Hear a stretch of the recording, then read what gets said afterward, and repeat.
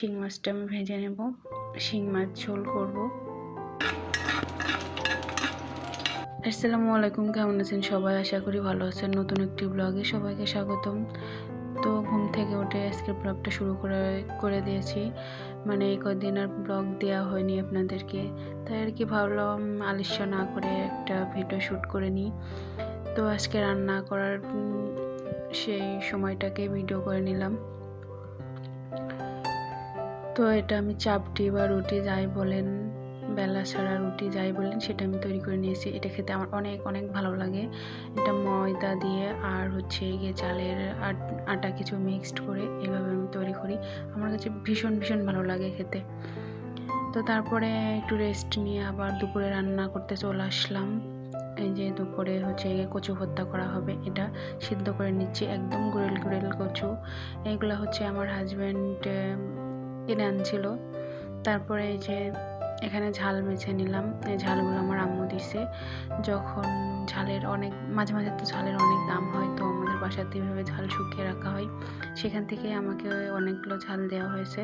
তো আম্মু বলেছে এই ঝালগুলো যখন অনেক ঝালের দাম হবে, তখন যখন কিনতে না পারবো, যাই হোক কিনতে গেলে অনেক টাকা লাগে, তার জন্যই আর কি আমার আম্মু দিয়েছে, যাতে তখন অত টাকাতে ঝাল না কিনে খাওয়া লাগে। আর এই ঝালগুলো কিন্তু কাঁচা ঝাল শুকিয়ে এরকম করা, তো শুকনো ঝালের যে একটা প্রতিক্রিয়া থাকে সেটা আর হবে না।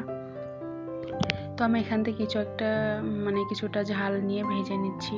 আমি যে ভর্তা করবো বলে আমার শুকনো ঝাল নাই বাসায়, তার জন্য কিছু লাল লাল ঝাল বেছে নিয়ে আমি ভেজে নিলাম কচু ভর্তা করার জন্য।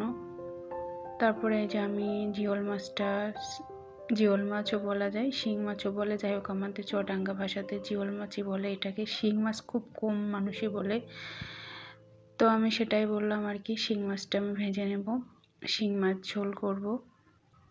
শিং মাছের ঝোলটাই মূলত ভালো লাগে আমার কাছে।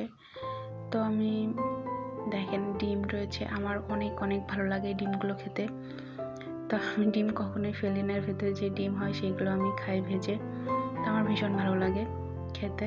তো আমি এটা ভেজে নিলাম, নিয়ে এবার আমি রান্না করব। তো এর ভেতরে আমি মশলা কষিয়ে নেব।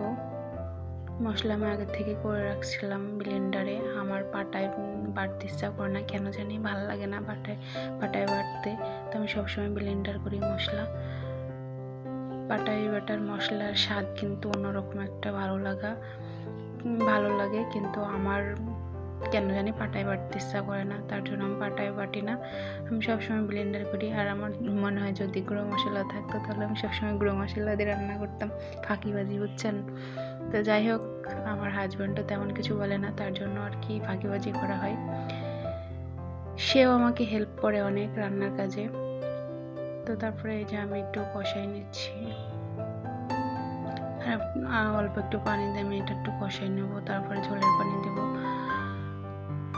তো আমার এই যে শিং মাছটা খেতে অনেক অনেক ভালো লাগে, আমার অনেক পছন্দের একটা মাছ। মানে এরকম তেল জাতীয় মাছ আমার অনেক ভালো লাগে, মানে যেন তেলা তেলা টাইপের, যে যেমন পাঙ্গাস মাছ আছে, মাগুর মাছ আছে, তারপরে বান মাছ আছে, মানে এই মাছ টাইপগুলো আমার অনেক ভালো লাগে, কেন জানি না।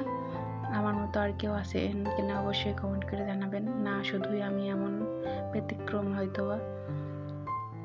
তো আমি যে ঝোলের পানি দিয়ে নিয়েছি, এবার আমি একটু কমাই নেব, মানে শুকাই নেব, নিয়ে লাবাই ফেলবো, এটা হয়ে যাবে। তো তারপরে যে আরেকটা তরকারি রান্না করব, ভেন্ডি চচ্চড়ি করব এটা। তো আমি অল্প একটু মশলা তুলে রাখছি কচু ভর্তার জন্য। তারপর আর কি এর ভিতরে ভেন্ডিগুলো দিয়ে নিলাম, দিয়ে একটু নাড়াচাড়া করে পানি ঢেলে দেব।